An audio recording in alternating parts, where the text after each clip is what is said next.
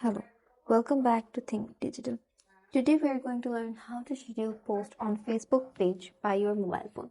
For that, open up your Facebook page and you have to remember that whatever Facebook page you are using must be a business Facebook page. Then just go to your profile and scroll down and you will see what's on your mind text bar. Tap on that and just write your post from here. After writing up your post, you will find next option here at the right side of your post. Tap on next.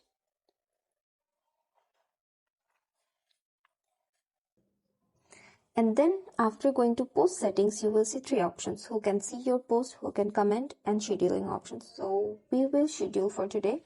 We will just choose the third option here, and we want to post for later. We want to schedule it for the future. So tap on schedule for later and just click on your timeline here,